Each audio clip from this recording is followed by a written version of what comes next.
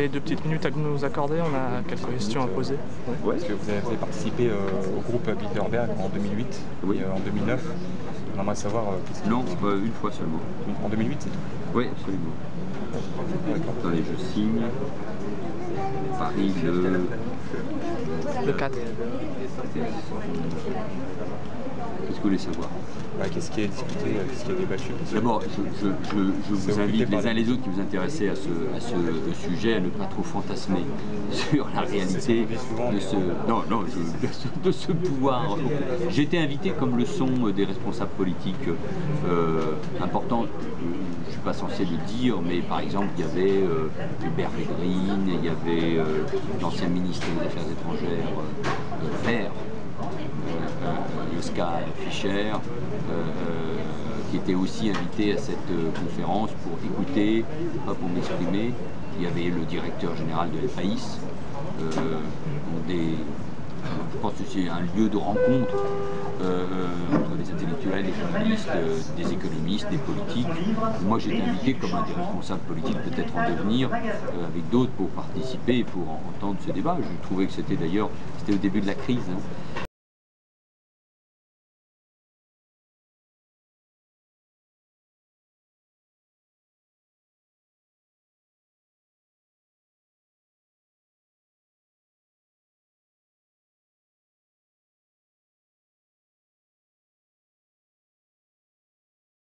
J'ai trouvé ça intéressant.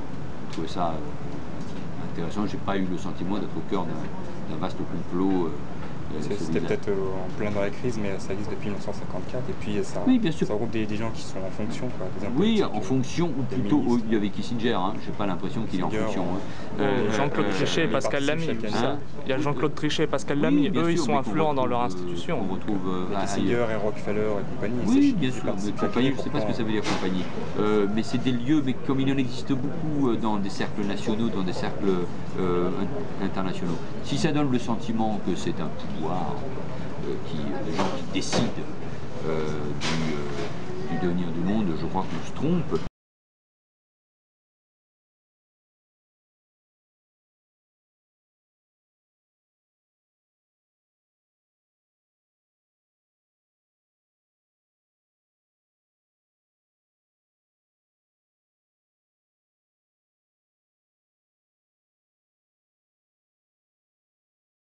Que ce soit des lieux où les élites internationales... Ça donne l'impression en tout cas, parce qu'en 2008, par exemple, Hillary Clinton, qui avait participé au Bilderberg avec Obama, puis le lendemain, elle abandonne sa campagne, et puis Barack Obama... Oui, mais vous savez, les thèses complotistes...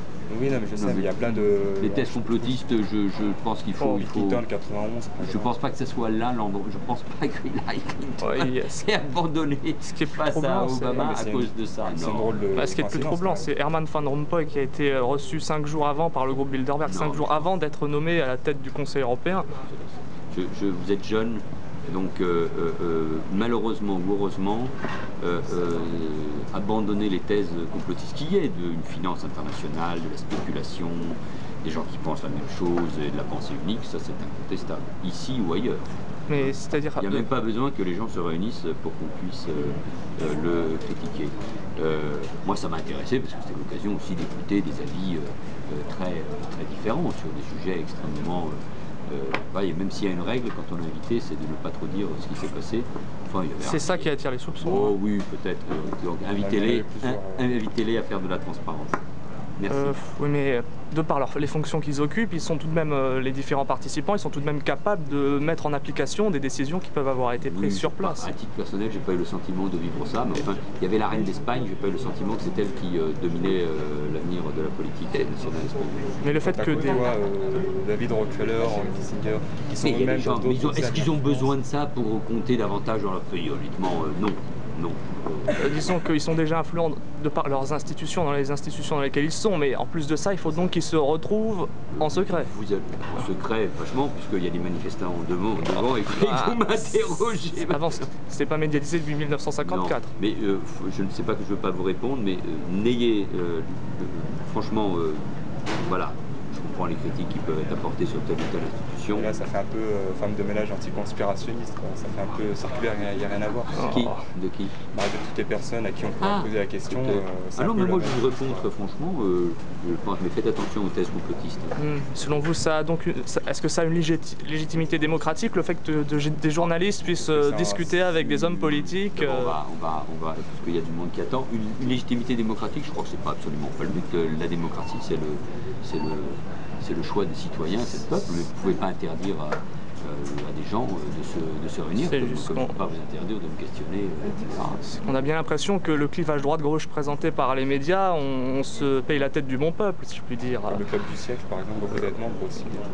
Et alors, qu'est-ce que vous voulez dire que des hommes politiques de droite, de gauche, qui sont essentiellement mondialistes, pour la plupart. Mondialistes, oui, au cœur même du complot judéo-maçonnique. Mais ça aussi, ça mais vous êtes pour une gouvernance mondiale, non, si je me et trompe puis pas. il y a même des gens qui expliquent que, par exemple, les attentats du 11 septembre n'ont pas eu lieu. Non, pas qu'ils n'ont pas eu lieu, non, ce n'est pas ça. Ah bon, mais qui dit... Ils se posent des questions sur la version officielle. Ah voilà, donc nous y sommes là. Donc nous posons une question sur la version officielle. Oui, mais voilà, donc les mêmes qui critiquent le Bilderberg, qui mettent en cause le siècle... Non, attendez, les mêmes... en question le 11 septembre, mais qui parlent jamais du Bilderberg. C'est étrange, les mêmes qui parlent du Bilderberg, les mêmes qui parlent du complot mondialiste, du siècle, etc., sont les mêmes, comme vous, messieurs, qui posent des questions sur le 11 septembre. Donc notre entretien est terminé parce que... Non, vous êtes des gens qui se posent des questions qui malheureusement sont assez inquiétantes, surtout quand on est aussi jeune que vous. Mais les mêmes qui se retrouvent dans ces groupes... Et c'est les mêmes qui ensuite, je vous l'accorde, nient la Shoah. Donc, non, là c'est est terminé. Je vous remercie. Et les mêmes personnes qui se réunissent au Bilderberg, ce sont les mêmes qui font la promotion d'une idée de gouvernance mondiale. Jacques Attali, Herman Van Rompuy, sympathiques, comme vous, qui nient la Shoah. Non, parce qu'on est à la limite. Non, pas psychopathe. Non, mais quand on nie le 11 septembre et quand on nie la Shoah, c'est qu'il y a un le 11 septembre. Et puis personne ne nie le 11 septembre. Allez, au revoir. Je sais que le sujet est un peu bancal. Bonne fin de journée et surtout reprenez vos esprits. C'est important. N'oubliez pas, la confiance n'exclut pas le contrôle. Non, bien sûr, mais si vous aviez été dans la tour du 11 septembre, je pense que vous ne l'auriez pas nié. Ce sont les familles des victimes qui demandent une réouverture d'une enquête. Non, mais c'est peut-être même le complot judéo-maçonnique qui vous êtes une femme de ménage anticonspirationniste. Allez, au revoir. Merci, monsieur. C'est gentil, au revoir.